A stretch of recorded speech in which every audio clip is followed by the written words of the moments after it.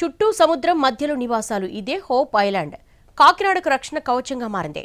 పోర్టుకు కెరటాలు తగలకుండా హోప్ ఐలాండ్ వల్ల షెల్టర్ వచ్చింది. గత 100 ఏళ్లలో తుపానులు డైరెక్ట్గా కాకినాడ దగ్గర తీరం దాటలేదు అంటే ఇదే కారణమట. కానీ అక్కడున్న జాలర్లకు మాత్రం కనీస అవసరాలు లేవు. వారి ఆవేదనపై ఎన్టీవీ గ్రౌండ్ రిపోర్ట్. కాకినాడకు సమీపంలోని సహజ సిద్ధమైన ఇసుక దిబ్బ హోప్ ఐలాండ్. ఇది తుఫానుల నుంచి కాకినాడను రక్షించే బ్రేక్ వాటర్గా పనిచేస్తుంది. ఇక్కడ చేపల వేట స్థావరాలు, పక్షుల సంరక్షణ ప్రాంతం కూడా ఉంది.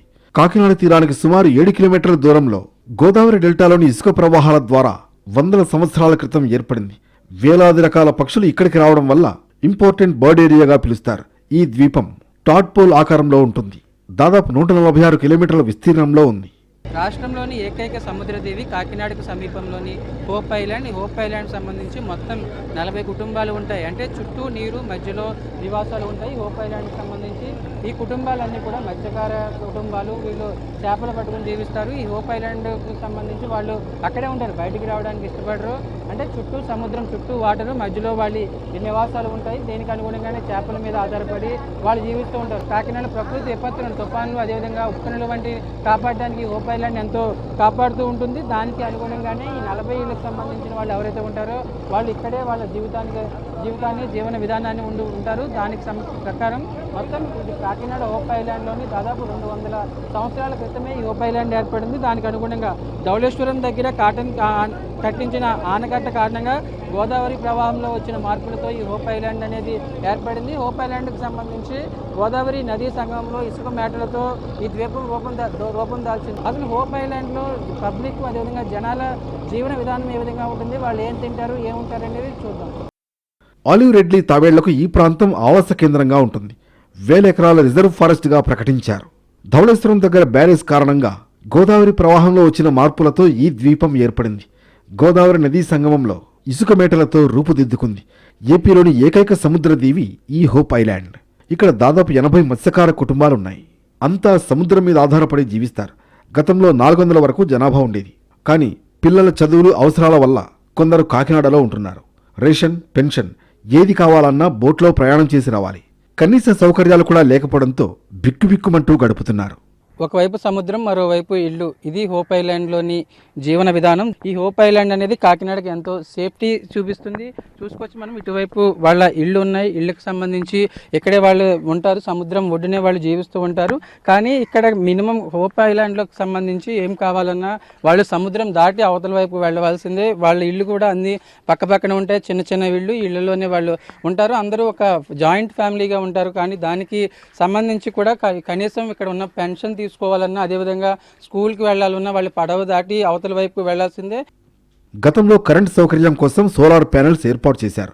కానీ వాటిని తర్వాత పట్టించుకోకపోవడంతో మళ్లీ యథావిధిగా కిరోసిన్ దీపాలు మిగిలాయి. బయట ప్రపంచంతో వాళ్లకు అస్సలు సంబంధం ఉండదు. ఏమైనా కావాలంటే నెలకొకసారి కాకినాడ వచ్చి కావలసిన సరుకులు కొనుక్కుని వెళతారు. ఇక్కడ గుక్కెడు మంచినీళ్లకు కూడా దిక్కులేదు. కిలోమీటర్లు నడిచి వెళ్లి బావిలో నుంచి నీళ్లు తోడుకుని తెచ్చుకోవాలి. తమకు కాస్త సౌకర్యాలు కల్పిస్తే ఇక్కడే ఉండిపోతామని చేతులెత్తి మొక్కుతున్నారు మత్స్యకారులు. చుట్టూ సముద్రం, మధ్యలో దీవి. ఇదే వీళ్ళ జీవన విధానం. హోప్ ఐలాండ్కి సంబంధించి గుక్కెడు నీళ్ల కోసం వీళ్ళు ఇబ్బందులు పడుతున్న పరిస్థితి. దాదాపు 400 మంది ఇక్కడ జనాభా ఉంటారు. కానీ వీళ్ళకి మంచినీటి సదుపాయం లేదు, కరెంట్ సదుపాయం లేని పరిస్థితి. నీళ్ల కోసం దాదాపు 2 కిలోమీటర్లు నడిచి బావి దగ్గరికి వచ్చి నీళ్లు తోడుకోవాల్సిన పరిస్థితి. ఒకవేళ అర్ధరాత్రి అయినా అపరాత్రి అయినా మంచినీళ్ళు కావాలంటే ఇదే పరిస్థితి. ఏంటి, ఎప్పుడు ఇంతేనా నీళ్ళు, మంచినీళ్ళు దొరకదు? ఎప్పుడు వింతేనండి, ఇలాగే మోసుకోవాలండి. 10 తావులు అన్నీ, 20 తావులు అన్నీ ఇలాగే మోసుకుంటామండి. ఎండన్నా కొండనగా మోసుకుంటామండి. నీళ్ళ బాధ ఒకటి, మాకు కరెంట్ బాధ ఒకటి. చిన్నప్పటి నుంచి ఇంక ఇది ఇలాగే మోసుకుంటాం. బాగోపోయినా, ఒంట్లో బాగోపోయినా అలాగే వచ్చి నింపదు. కానీ 1 తావు 2 తావులు మోసుకుంటాం. ఇంక ఇంట్లో ఎవరు మోయాలని, మేమే మోయాలని. ఎంత నీరన్నా ఆడవాళ్ళు మోయాలి. ఇంట్లో మేము దీపాల బుడ్లు వెలిగించుకుంటాం సార్. ఇంకా మాకు అలవాటు అయిపోయింది సార్. మాకు కరెంట్ గట్ట లేదు కదా సార్. కరెంట్ లేక కొవ్వొత్తులు అనగా దీపం బుడ్లు వెలిగించుకుని ఇంకా ఎత్తుల్లోనే ఉంటాము. ఎందుకు మీకు ఇక్కడే ఉండాలని? అంటే మా మగవాళ్ళకి మరి బతుకుతారు ఇక్కడేనండి. ఆటలు ఆడతారు. ఆడవాళ్ళు ఇంటికాడ ఉంటామండి. ఆడవాళ్ళు మగవాళ్ళు వెళ్ళిపోతారండి ఆటలకి. అధికారులు, ప్రజాప్రతినిధులు వస్తారు వెళతారు తప్ప తమ గురించి ఆలోచించే వాళ్ళు లేరని అంటున్నారు. చాలా మంది పిల్లలు పాఠశాలలకు కూడా వెళ్లడం లేదు. కారణం, స్థానికంగా ఒక్క బడి కూడా లేదు. చదువుకోవాలంటే కాకినాడ వరకు వెళ్ళాలి. ఇక్కడ ఆట ఆడుకుంటాం కాబట్టి ఇంక ఇక్కడ ఉండిపోతాం.